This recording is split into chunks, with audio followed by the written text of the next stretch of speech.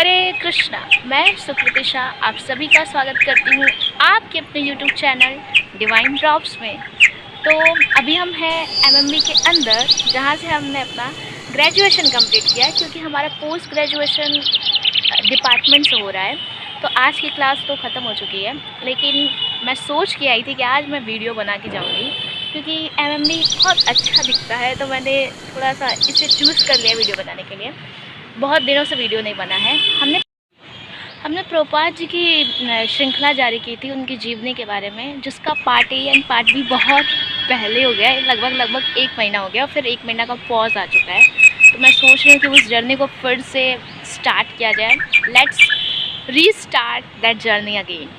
तो हमने last part में देखा था कि प्रभुपाद जी के गुरु महाराज सरस्वती ठाकुर जी इस मृत्यु लोक को 1936 में छोड़ चुके थे, और प्रभुपाद ने उनको लेटर लिखा था और उनका लेटर का रिस्पांस उनको मिला था उनके गुरु महाराज के द्वारा। तो फिर उसके बाद की जर्नी हम लोग स्टार्ट करते हैं। मैं बुक और नोट्स दोनों बना के लेके आई हूँ। तो हम जो प्रभुपाद जी के बारे में जान रहे हैं वो इस बुक के थ्रू जानने की कोशिश कर रहे हैं। तो जैसे ही प्रभुपाद जी के गुरु महाराज इस मृत्यु लोक को त्यागते हैं, प्रभुपाद जी को तो पहले उनके गुरु महाराज जब उनसे वार्तालाप कर रहे थे तो बता चुके थे कि एक प्रकार की दावग्नि लगने वाली है।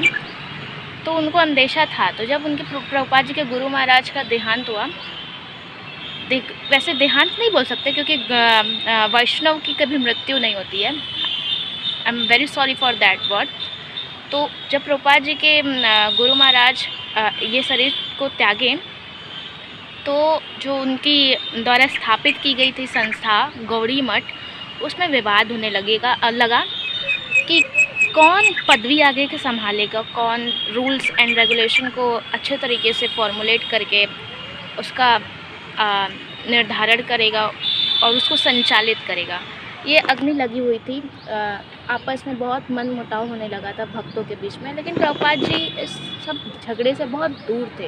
और प्रभुपाद जी को बहुत बुरा लग रहा था कि उनके गुरु भाई लोग आपस में एक दूसरे से बहस कर रहे हैं, झगड़ रहे हैं, लेकिन प्रभुपाद जी का इसमें किसी भी प्रकार का इन्वॉल्वमेंट, इस मामले में कोई हस्तक्षेप नहीं हुआ था।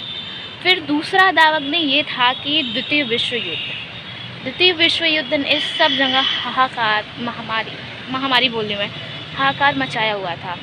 भूखमरी, अत्याचार चरम सीमा पर था। प्रभुपाद जी कोलकाता गए थे। कोलकाता की भी स्थिति उतनी संयम नहीं थी, वहाँ की भी स्थिति दयनीय ही थी। प्रभुपाद जी देखते थे। प्रभुपाद जी ने पहले ही इधर उधर से पैसा इकट्ठा करके उस सिचुएशन को हैंडल करने के लिए अन्न वगैरह इकट्ठा कर लिया था, लेकिन जो स्थिति थी वो दिन पर दिन बदतर होती जा रही थी। लोग सड़कों पर एक दूसरे से छीना झपटी करके खाते थे, डस्टबिन से, कूड़ेदान से खाना निकाल के खाते थे। कुत्ते और मनुष्य के बीच में झगड़े हो रहे थे उस भोजन की प्राप्ति के लिए, जो भोजन हमें बहुत ही आराम से मिल सकता है।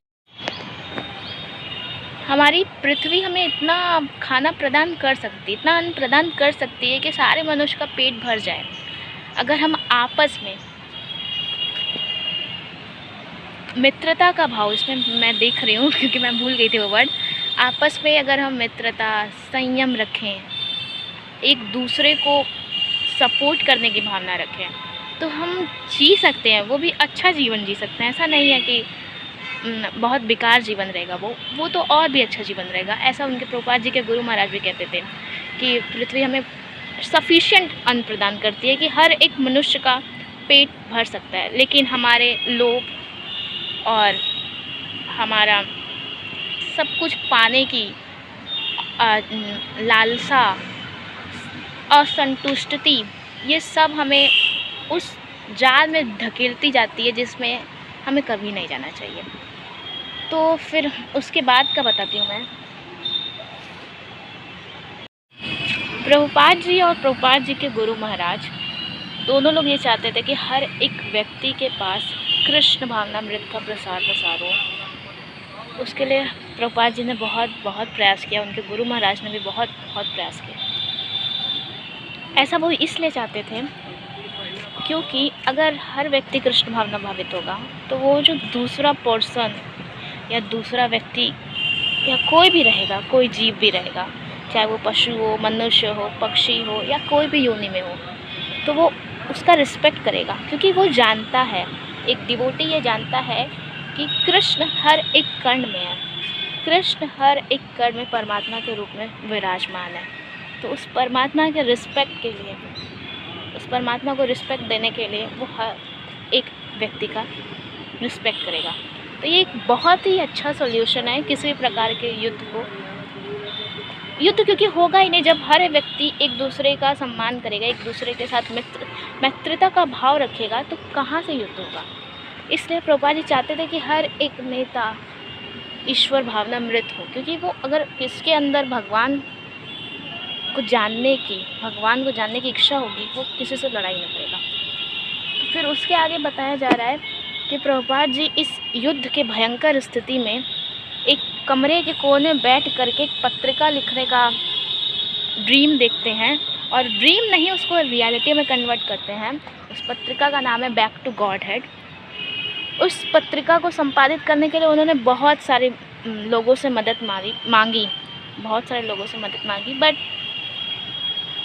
कुछ लोगों से मदद मिली, कुछ लोगों से मदद नहीं मिली। लेकिन उन्होंने कभी भगवान पे संदेह नहीं किया, अपने गुरु महाराज के ऊपर संदेह नहीं किया कि मैं ये नहीं कर सकता, क्योंकि अगर वो ऐसा सोचते कि मैं नहीं कर सकता, तो वो ऐसा संदेह कर रहे हैं कि वो कृष्ण के ऊपर संदेह कर रहे हैं और गुरु महाराज के ऊपर संदेह करें, क्योंकि उनके गुरु महाराज और कृष्ण ने स्वयं उन्हें चुना था इस कृष्णा कॉन्शियसनेस मूवमेंट को all over the world spread करने के लिए।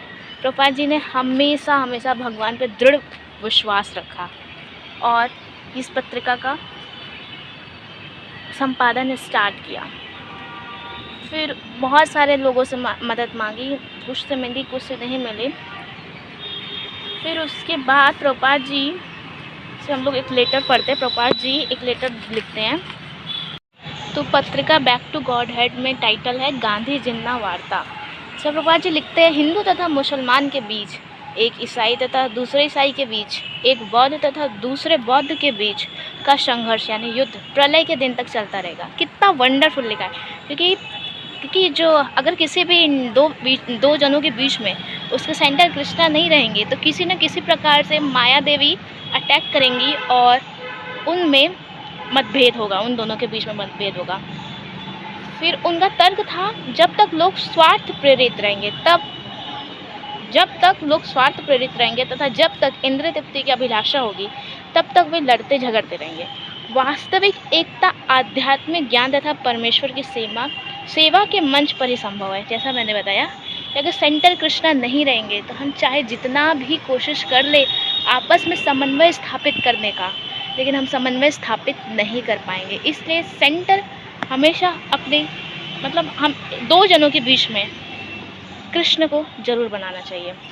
जब अभय बैक टू गॉड हेड पत्रिका को नियमित रूप से प्रकाशित करने के लिए धन संग्रह करने में असमर्थ थे, तब पर भी वो पत्रिका लिखते रहे। लेकिन हम लोग कैसे हैं, अगर हम लोग कोई भी कार्य को करेंगे और उसमें असफलता मिलेगी, उसमें किसी भी प्रकार का चैलेंज आएगा, we just give up. But Prabhupada ji से हमें सीखना चाहिए कि सबसे पहले जितनी भी कठिन से कठिन परिस्थिति आ जाए, हमें गिव अप नहीं करना है और अपने आध्यात्मिक जर्नी को आगे बढ़ाते जाना है। तो आज के लिए बस इतना ही। आशा करते हैं आपको ये वीडियो बहुत अच्छा लगा होगा। अगर इसमें किसी भी प्रकार की त्रुटि हो गई हो तो वो मेरी त्रुटि है। प्लीज़ मुझे एक लर्नर समझ के क्षमा कर दीजिएगा। मैं ट्राई कर रही हूँ कि मैं इम्प्रूव करूँ। Please bless me so that I can continue my spiritual part with so sincerity. So thank you so much. Hare Krishna, Hari Bol.